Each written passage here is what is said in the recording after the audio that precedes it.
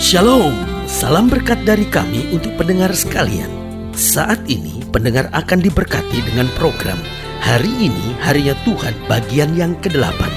Sebuah program rohani tentang doktrin Alkitab yang menolong kita untuk semakin tertanam dalam kebenaran firman dan bertumbuh dalam kemuliaan. Bersama hambanya, Pendeta Gilbert Lumwendong, STH. Banyak orang merasa doktrin Alkitab sebagai sesuatu yang membingungkan. Tetapi tahukah saudara bahwa doktrin Alkitab intinya adalah memahami Alkitab dengan benar, dengan pemahaman yang sistematis, sehingga kita terus dapat tertanam di dalam kebenaran firman, sehingga kita terus bertumbuh di dalam kemuliaan Allah. Buka hati saudara sekalian untuk menerima berkat-berkat firman-Nya hari ini. Allah kita pada dasarnya bukan Tuhan yang menghilangkan tanggung jawab anak-anaknya. Bukan berarti kalau kita sudah bertobat, bukan berarti kalau kita sudah percaya, bukan berarti kalau kita sudah beriman maka kita nggak perlu ngerjakan apa-apa lagi karena semua akan dikerjakan Tuhan. Itu pandangan yang keliru. Anugerah itu bukan berarti saya diam dan Tuhan mengerjakan segala-galanya. Karena Alkitab jelas berkata, iman tanpa perbuatan pada hakikatnya mati. Tetapi pelajari Ulangan 29 ayat yang ke-29. Ulangan 29 ayat 29 berkata begini, hal-hal yang tersembunyi itu bagi Tuhan. Artinya hal-hal yang kita nggak ngerti, hal-hal yang kita nggak bisa, hal-hal yang kita nggak mampu kerjakan, itu Tuhan yang akan mengerjakannya buat kita. Tetapi hal-hal yang dinyatakan, hal-hal yang kita ngerti, hal-hal yang bisa kita kerjakan, maka kita harus mengerjakannya secara bertanggung jawab. Itu sebabnya saya berani katakan bahwa Allah kita bukan Tuhan yang menghilangkan tanggung jawab, tetapi Dia mendorong setiap kita untuk menjalankan tanggung jawab dengan benar. Karena itu beriman yang pertama saya pelajari harus menggunakan akal sehat. Jadi kalau kita bilang saya beriman kepada Tuhan, maka kita harus menggunakan akal sehat. Iman bukan berarti bertentangan dengan logika, tetapi iman lebih tinggi dari logika. Berarti sebelum kita beriman, kita mesti percaya dulu bahwa Allah yang kita sembah mampu lakukan segala perkara. Dan itu logika.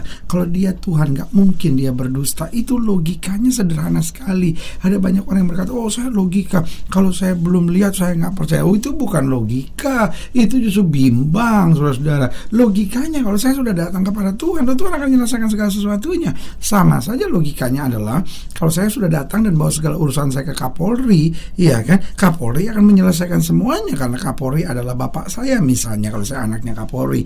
Nah ini saya datang kepada Tuhan, Dia raja di atas segala raja, Tuhan di atas segala Tuhan. Logikanya adalah saya sudah serahkan kepada Dia, Dia akan menyelesaikannya. Jadi kalau orang bilang saya kalau belum melihat saya tidak akan percaya, itu bukan logika. Itu orang stres, itu orang yang gak punya iman, itu orang yang bimbang, itu orang yang ragu-ragu dalam kehidupannya. Jadi karena itu menjalankan tanggung jawab yang pertama kita harus gunakan akal sehat, dan yang kedua kita harus rajin dan bekerja keras. Paulus sampai bilang gini, yang tidak berkeringat jangan harap dapat makan.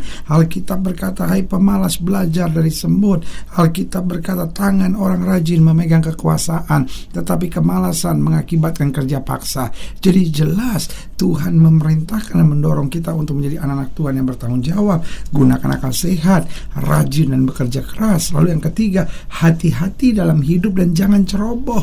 Makanya Alkitab berkata, berjaga dan berdoalah kamu supaya kamu jangan jatuh dalam pencobaan. Berkali-kali Tuhan ingatkan kepada Yosua waktu Yosua akan take over kepemimpinan Musa, dan Tuhan bilang gini, bertindaklah hati-hati sesuai dengan seluruh hukum yang dituliskan. Dan saudara yang kasih dalam Tuhan, berarti setiap kita, karena kita menyadari Tuhan adalah Allah yang mendorong tanggung jawab, maka kita harus hati-hati dan jangan ceroboh. Ada banyak masalah terjadi sebetulnya bukan karena setan, tapi karena ketidakhati-hatian kita dan karena kecerobohan kita. Lalu yang keempat saya pelajari, Tuhan kita mendorong kita menjadi orang yang bertanggung jawab. Karena itu kita harus kuat kuat dan setia. Oh, ini penting sekali. Ada banyak orang cinta Yesus tapi gak kuat.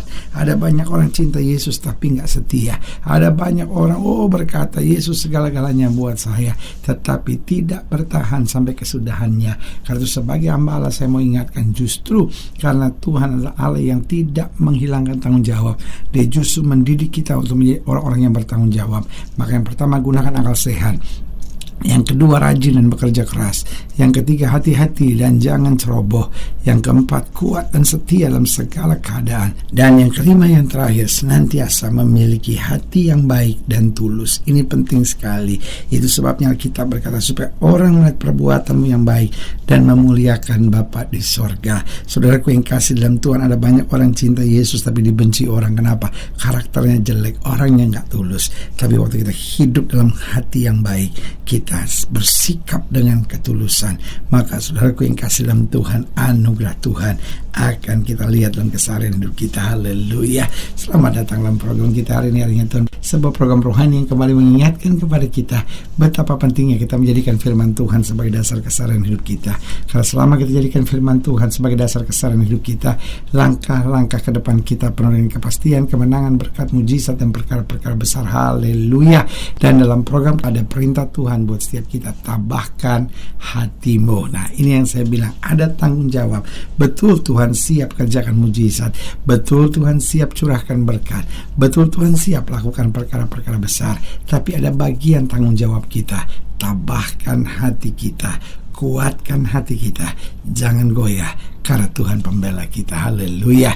Nah, saudara yang kasih dalam Tuhan, dalam pembahasan kita tentang tabahkan hatimu, kita mau sama-sama belajar dari Bilangan pasal 13, Bilangan pasal 13, ayatnya yang pertama, Bilangan 13 ayat yang pertama sampai ayat yang ke-20.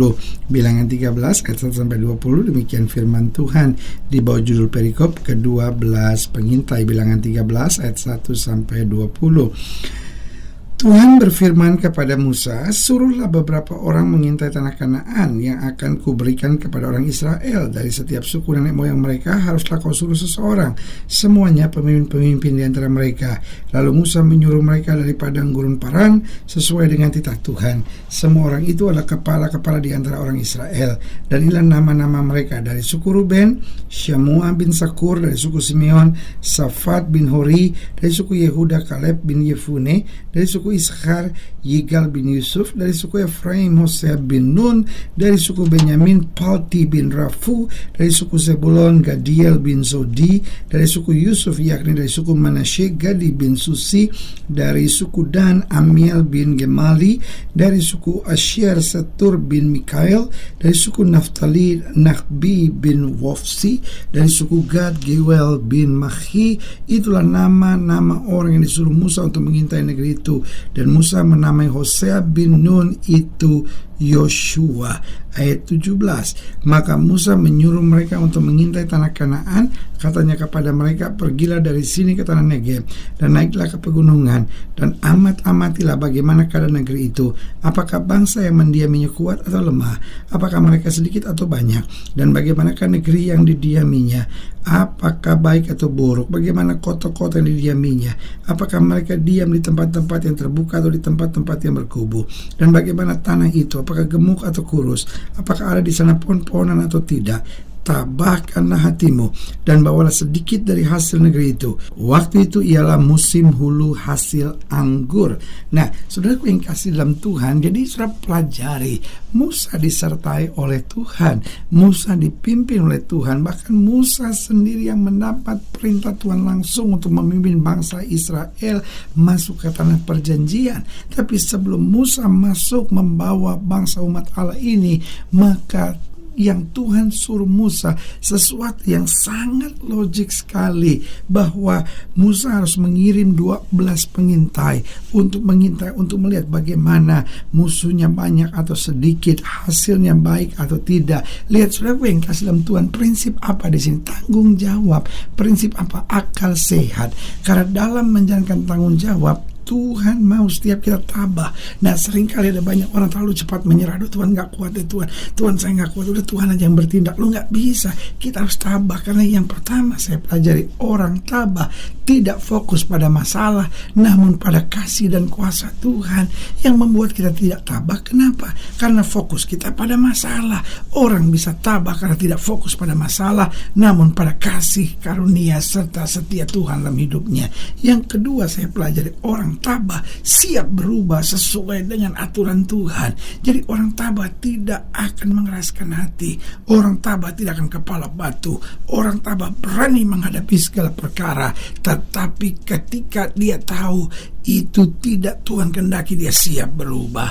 Yang ketiga saya pelajari, orang tabah siap menerima orang lain dengan segala kekurangannya.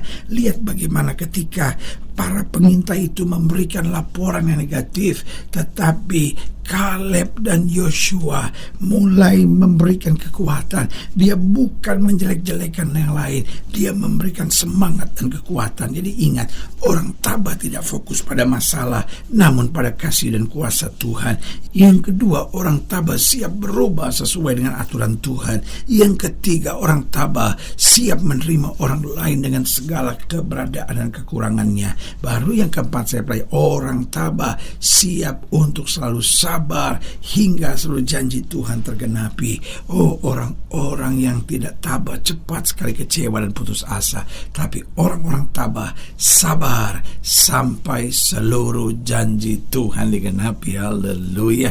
Saudaraku yang kasih dalam Tuhan, jika saudara ingin lain lebih jauh, hubungi kami melalui telepon, hubungi kami melalui surat, kunjungi website kami, karena kami ada untuk membawa Bapak Ibu saudara senantiasa lebih dekat pada Tuhan dan mengalami kasih kuasa mujizat yang luar biasa. Haleluya. Secara khusus melalui program ini juga saya mau berdoa buat siapa yang sakit, siapa yang berbeban berat, karena saya percaya bahwa bagi Allah tidak ada perkara yang mustahil. Nah, saudara yang ingin didoakan secara khusus boleh taruh tangan kanan saudara di dada dan kita akan berdoa. Mari kita berdoa.